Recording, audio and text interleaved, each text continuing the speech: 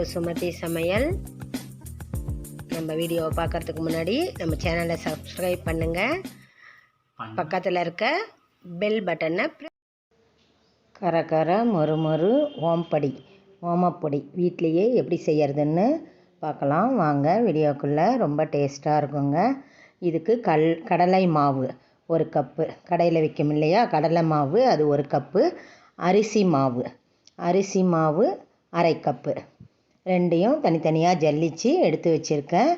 இதுக்கு 1 ஸ்பூன் வெண்ணெய், ஓமத்தை மிக்சியில் போட்டு நைஸ் பண்ணிக்கணும். நம்ம தண்ணி ஊற்றியும் அரைக்கலாம், அப்படியேவும் நைஸ் பண்ணிக்கலாம். உங்களுக்கு தேவையான அளவு உப்புங்க. இதுக்கு 1/2 ஸ்பூன் அளவு உப்பு. பாருங்கள், ஓமத்தை நான் நல்லா மிக்சியில் ட்ரையாகவே போட்டு ரன் பண்ணி வச்சுருக்கேன்.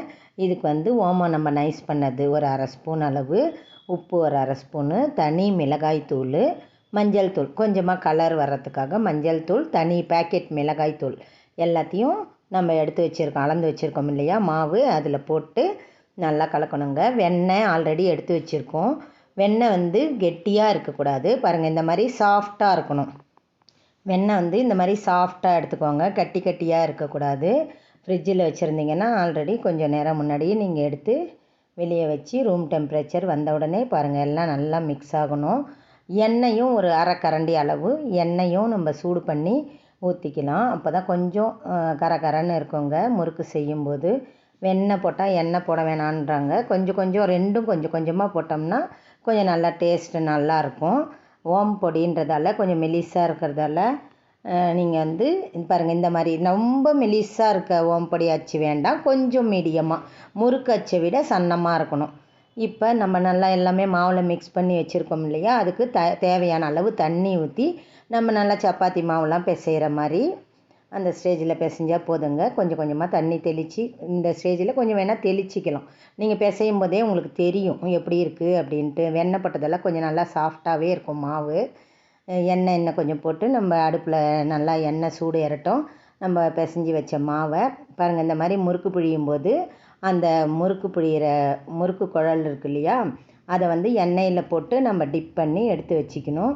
பாருங்கள், நம்ம பிசைஞ்ச மாவை இந்த முறுக்கு புழியறதுல ஓமப்பொடி புழியிற அச்சை போட்டு எண்ணெய் சூடான உடனே நம்ம நல்லா ஓமப்பொடி மாதிரி ரவுண்டாக பாருங்கள் சூடாகிடுச்சான்னு கொஞ்சமாக போட்டு பார்த்து செக் பண்ணிவிட்டு இப்போ பாருங்கள் அவ்வளோதாங்க. ஓமப்பொடி புழிஞ்சி எடுத்தோம்னா நல்லா ரோஸ்ட் ஆகிடுங்க. நல்லா டேஸ்ட்டாக ஓம வாசனையோட செம்ம டேஸ்ட்டான ஓமப்பொடி ரெடி ஆகிடுங்க. ரொம்ப ஹெல்த்தி ஸ்நாக்ஸுங்க. டேஸ்ட்டாக சீக்கிரமாக எப்படி ஓமப்பொடி வீட்டிலையே செய்கிறதுன்னு பார்த்தோம். எல்லோரும் வீட்டில் ட்ரை பண்ணுங்கள். ரொம்ப கரன்னு இருக்குங்க. வெண்ணெய் போட்டிருக்கிறதால ரொம்ப சாஃப்டாகவும் இருக்கும், சாப்பிட்றதுக்கு நல்லாயிருக்கும். ஓம வாசனையோட ஓமப்பொடி ரெடி ஆகிடுச்சு. எல்லோரும் ட்ரை பண்ணுங்கள். எப்படி இருக்குன்னு ஃபீட்பேக் சொல்லுங்கள்.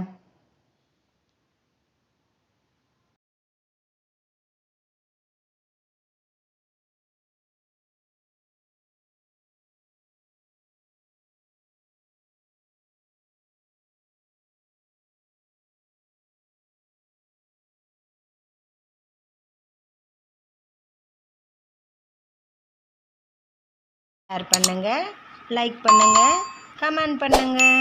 தேங்க்யூ.